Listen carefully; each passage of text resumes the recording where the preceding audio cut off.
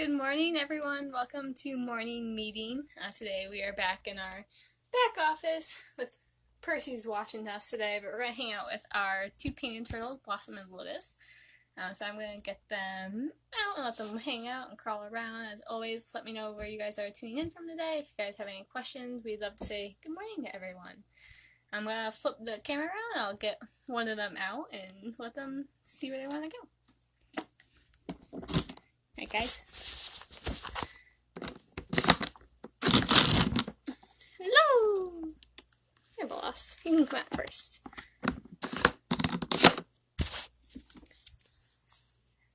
Hello, Blossom. Good morning. So this is Blossom, and she's an Eastern painted turtle. Waiting for all this pretty coloring that she has. Please don't bite my finger. All this yellow and red and orange that she has on her shell. So that's why they're called painted turtles. Their scientific name actually is Chrysmi picta. Would kind of picked a picture just like that. Paint a picture. Alright, so I'll go in the water. So I have some water in here today. I'm going to let Blossom and Lotus both hang out in for a little while if they'd wish. Give them some greens. Normally our turtles only get fed every other day. But we do have some greens. Can give her some greens though for her to munch on. Just like a human salad, doesn't have too much to it, but cool to watch them eat. Good morning, Chuck from Rhode Island. And so these guys are omnivores just like us. They need all the different food groups. So her normal food is all these greens, and then she'll get some shredded carrot as well, and some maintenance pellets, and wheat germ, and some sort of protein, which is usually a piece of fish or a couple mealworms. It just depends on the day. But she is omnivore, so she does need those food groups, and that's actually partially why she is with us. So Blossom, if I pick her up, you can see that her shell curves up. So it should curve down. So she's an aquatic turtle. She's swimming around, spending most of the day in the water. And when that shell curves up like hers does, it means that she can't swim as fast because she has drag. And when she tucks her legs and her feet in, and her tail, they're all exposed. So Blossom would make pretty easy prey for a predator because she can't swim as fast, which is why she is with us. So the reason why she developed that curve into her shell, so she was only fed maintenance pellets when she belonged as a pet. She's about 12 years old now. And so she was only fed those turtle pellets, which is kind of like us only eating granola bars, more or less. There is nutrition to them, except they do need all those same food groups to help keep their shells nice and healthy. So that is why Blossom is with us. Hi, Dad. Good morning, Cassie, and here, we have a whole pond full on our property, babies. Aww. Yeah, these guys are really common around here. So we have 7 species of turtle here in Maine. 5 of them, however, are threatened on some level or endangered. So our painted turtles and our snapping turtles are the 2 that are not threatened. So they're really, really common around here, but they're actually could be threatened within the next decade or so. Because you'll see down in the Mid-Atlantic that people release those red-eared sliders that you can buy in pet stores. And so those guys, they live in the same niche, which means that they live in the same habitat, they eat the same food as our painted turtles, except those red-eared sliders that you buy in the pet store, even though they may be the size of Blossom or a little bit smaller when you purchase them, they can actually get to be 3 to 4 times bigger. So they will outcompete the painted turtles. We're lucky enough right now in Maine that our winters are still a little too cold for them to really survive for the most part. But as our winters do get warmer, as we see down in the Mid-Atlantic, that they will be able to survive our winters. So those released turtles that were pets will be out in the wild competing with these painted turtles. So we'll see in the future what that means for these guys here in Maine. But they are really common around here. Yeah, she's a good sized painted turtle. So she's about the size of my hand. So they will get a little bit bigger, but she is a good sized adult. Good morning, Nivette from Nashua. Welcome. Did you eat all your grains? You can't. Sorry, hon. I'm not gonna give you any more. In the wild, you can actually tell these guys from one of those red-eared sliders that was released. Because unlike Blossom, Blossom has this yellow on her head. She has the reddish-orange striping on her legs and on the sides of her shell as well. So all those pretty colors. Where the red-eared slider is going to have that red mark on the ear-ish area on her head. Except that they're not going to have all those pretty reds going down the body like the painteds do. These guys are not good first pets. Some people get a turtle because they think, or any reptile, turtles, snakes, geckos, stuff like that, thinking, yeah, it's going to be a little bit easier at the first pet. These guys are actually really difficult to take care of. I would never recommend getting a reptile as a first pet, just because they do have a bit more care that they need. You want to come out? There you go. So Blossom and Lotus need the special diet, just like we give them. Not just those turtle pellets that you can buy in the pet store. They need certain... Did you find some greens? You're so smart. They need the white light, they need UV, they need temperature controls, and so you can see Percy above me. He does have white light as well as a heat lamp and heating pads on the sides. And then the middle light is actually a UV bulb, so that it kind of mimics the sunlight to help keep those shells healthy, as you'll see with Lotus what happens when we don't do that for them. And good morning, Naomi. Welcome. She is pretty cute. Come here. Right? Oh, yeah. So just like birds, they do have a beak that is bone under that skull. So our painted turtles in particular and sometimes we'll play with our fingers along the water in their tank, and be like, it's food, right? So sometimes these guys in particular get a little bit nippy. Go get some exercise. Bye, boss. As you can see, that all that bum is exposed, back feet and our tail. Where are you going?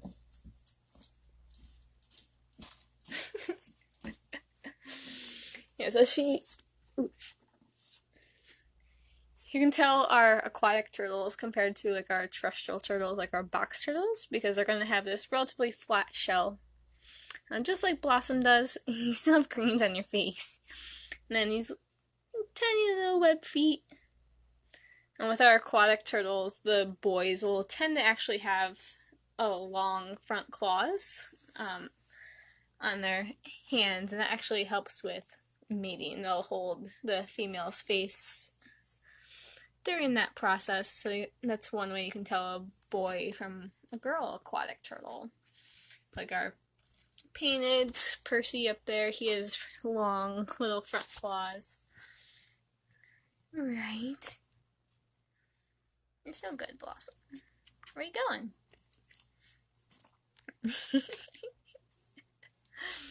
So one of the ways, especially during the early summer, and then in the fall when these guys are moving the most, it's totally safe to help these guys cross the road. You just want to know how to do it and how to do it safely.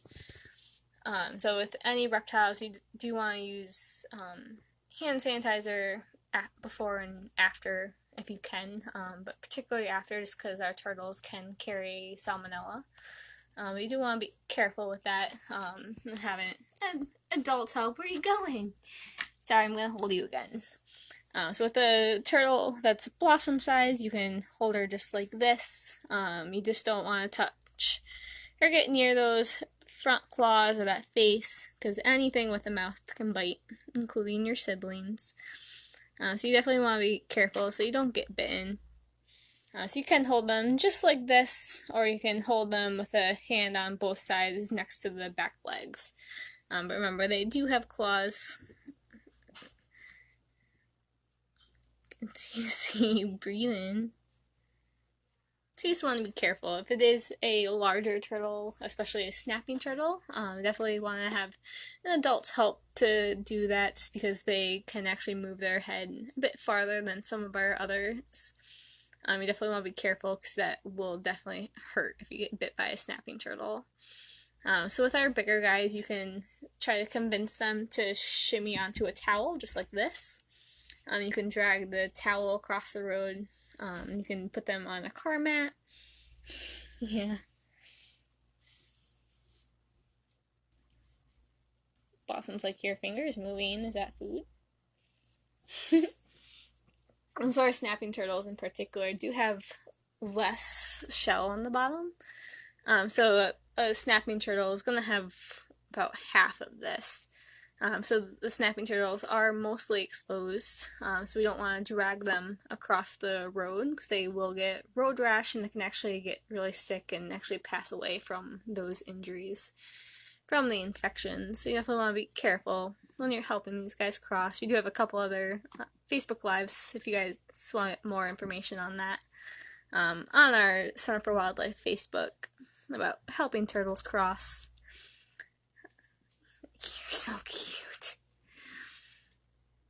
Helping them cross safely, especially adults, and then little hatchlings. They're only about the size of a quarter. So with all of our reptiles, they were kidnapped out of the wild as babies. All of our reptile ambassadors. So turtle hatchlings are only about the size of a quarter when they hatch, except they never actually meet mom and dad. So they are born with all the information that they need to survive, which is pretty cool. They have better GPS in their heads than we do on our phones. So just like how sea turtles will migrate up and down the ocean, it's through magnetics. Where are you going? Bye, Blossom. So they're born with all the information that they need to survive. And of course, that's why mom does have lots of eggs, because a lot of them won't survive. A lot of things do prey on our baby turtles. These guys in captivity can live 30 to 50 years. Oh, thank you, Chuck. Try to be as informative as possible. Thank you. Right, Blossom? And mom will actually lay her eggs in the same place that her mom was born, her grandma was born, her great-great-grandma was born. So they have what's called ancestral breeding grounds, which essentially means that they're going to lay their eggs in the same place that generations before them were born. And when we try to help them cross the road, and we don't move them in the way that they're going. Okay, you're not going to fit, hon. Yeah, you gotta go that way.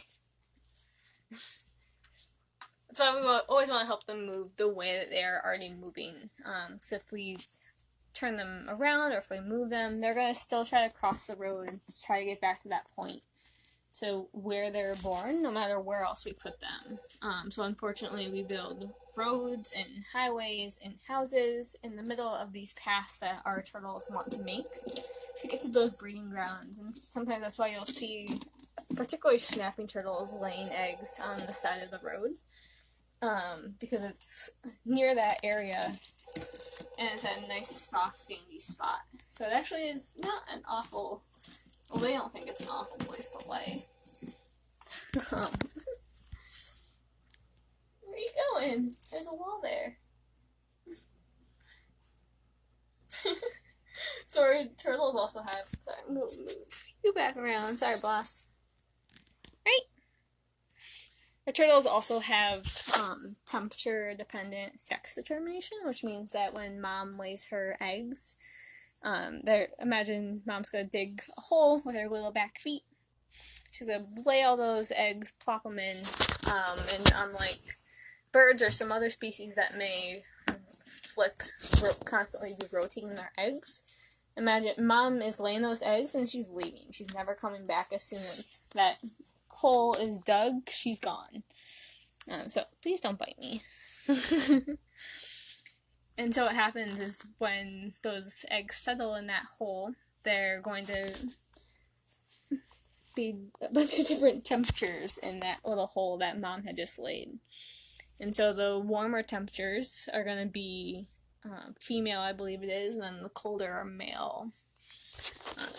So we can actually raise turtles in our clinic. When we have a mom patient who comes in who does pass away, we can extract her eggs and actually incubate them to all be female. Because of course most of our turtles aren't doing well, so we want to help them out, which is pretty cool. And we know that they're all going to be girls because we make them the temperature that's needed for that. Look at that face. Oh, thank you, Christina. Yeah, they are pretty cool.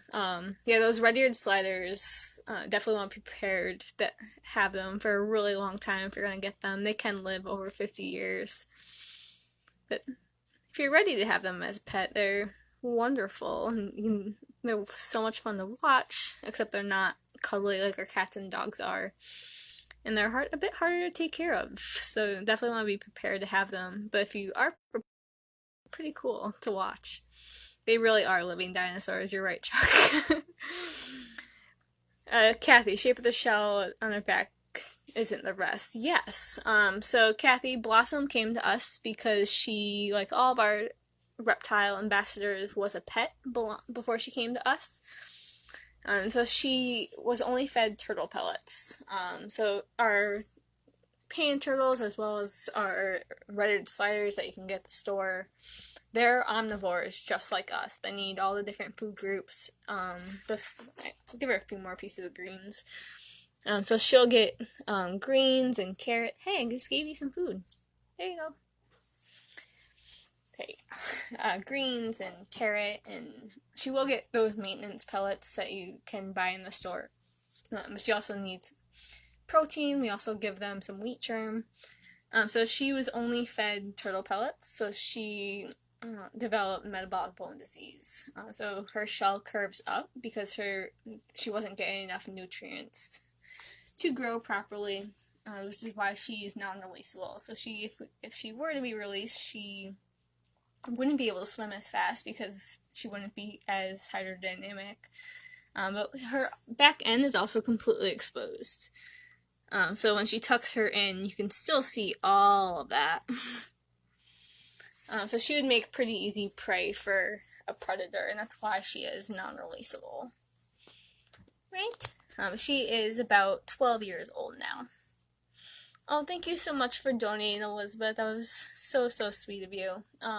As always, we are a non-profit. We don't receive any state or federal funding for the work we do. So we care for all 2,000 plus patients annually, and our 30 ambassadors off of grants and donations, just like yours, Elizabeth. So thank you so much. We really truly appreciate it. Oh, yes, Chuck, you would think. So she's getting a special little treat right now. That's why she's only getting some greens. So our turtles get fed every other day. Their reptiles, their metabolism and their body temperature, all that is much lower than ours. It works completely different than mammals. And so they only need to eat every couple days. So that's when we do feed them. Where you going?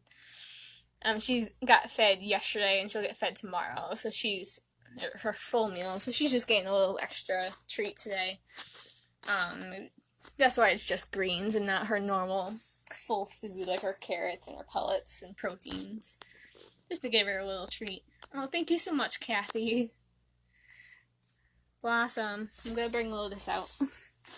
Come here. Sorry. So I'm gonna put this there. Switch out the turtles.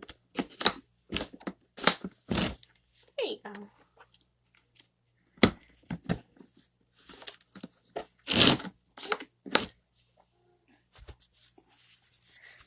So this is Lotus, and Lotus is Blossom's roommate. So you can see she's about half the size of Blossom, but they're actually pretty close to the same age. Those scoots, so those outside pieces of their shell are little puzzle pieces.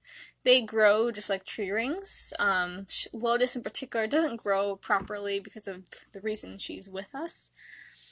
So she came to us after a realtor found her and a couple other painted turtles in a black gross bucket. I'll give her a little treat too. It's like, I see the fingers, and that's all I really want.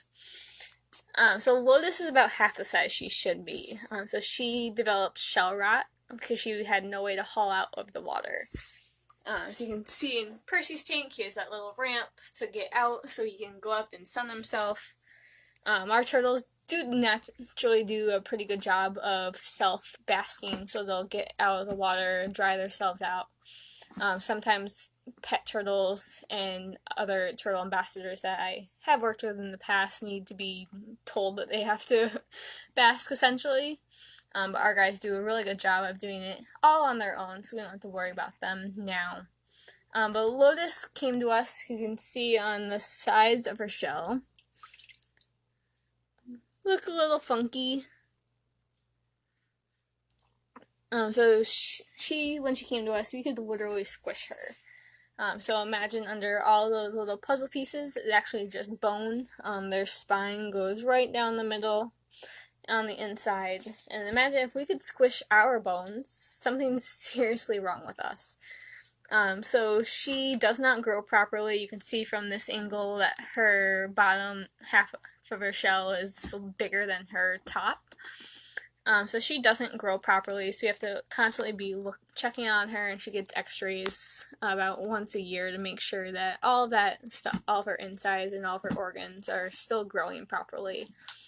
Because she is starting to get better. She's finally, this year, when she just shed, started to have a little bit of orange on that side. So she did not have that a couple months ago.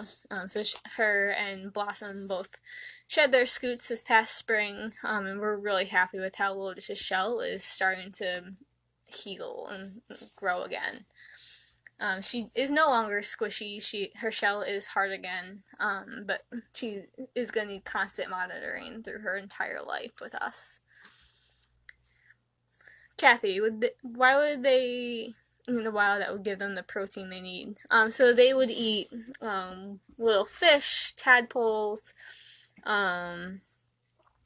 aquatic insects. They will sometimes hang out on the edge of the water on land, but a lot of times you'll see painted turtles in particular, so sometimes they're nicknamed sun turtles because you'll see them hanging out on the logs in the middle of the summer. And that's just part of the bowl, Lotus, sorry. What else will they eat? Yeah, so anything they can find really floating around in the aquatic or in the water column.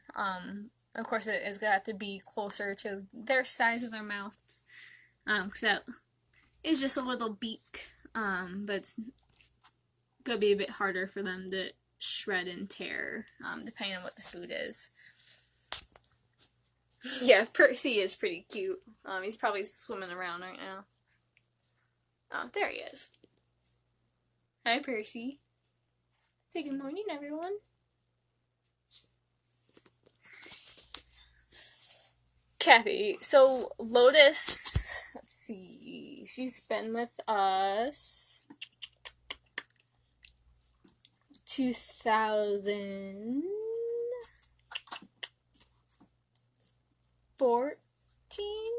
13, 14, I believe. Had to think about that for a second. But we believe she is closer to Blossom's age, but she is about half the size, unfortunately. A little painted turtle.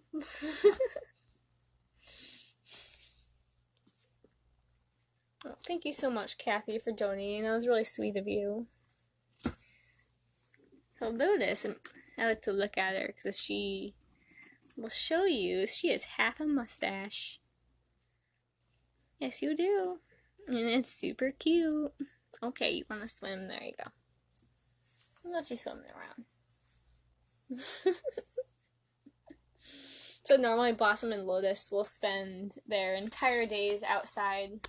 We do bring all of our turtle ambassadors outside during the day when it isn't gonna storm or rain or anything like that. And Blossom and Lotus, we only bring them out if it's above 70 degrees, just because these guys in particular will spend the entire day in their big pond in their outside enclosure. So even on the colder days, they will not come out of that water.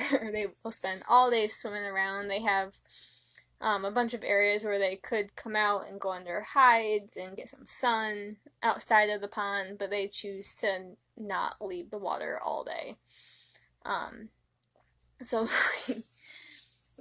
it was thunderstorming right as I was starting this morning, and they are going to storm throughout the afternoon here today, so these guys are going to hang out inside today. What do you think, Lily? She is pretty cute. Thank you, Daniel. Chuck, do different types of turtles eat each other? So you'll see it more with, like, our raptors being cannibalistic. I've never heard of a turtle being cannibalistic per se. I guess if there was a young hatchling, an adult turtle might try, especially if it's a snapping turtle in particular, will take other turtles. But her painted's not so much unless it was a hatchling. And just because their beaks and their mouths are so much smaller than those snapping turtle beaks. But the snappers will take them, though. Right? Look at that face. Oh, you're so cute. Anything more than a quarter-size hatchling would be very, very large for Blossom or Lotus to take in the wild. What do you think, Lily? So if you guys have any last questions, you can definitely drop them in the comments. If not, we're going to go feed everyone else and get them ready for the day. As always, thank you guys so much for tuning in. We really appreciate it. We're really glad you guys are still enjoying these, just like we are. Going to hang out with our ambassador friends. Hey, Lily. Thank you, Chuck. You're pretty cute, right, Lily? Oh, thank you, Kathy. That's really sweet of you. So thank you guys so much for tuning in, and we will see you tomorrow. Right, Lotus? Say bye, everyone. She's like, I just want to swim. There you go. Have a great day, everyone.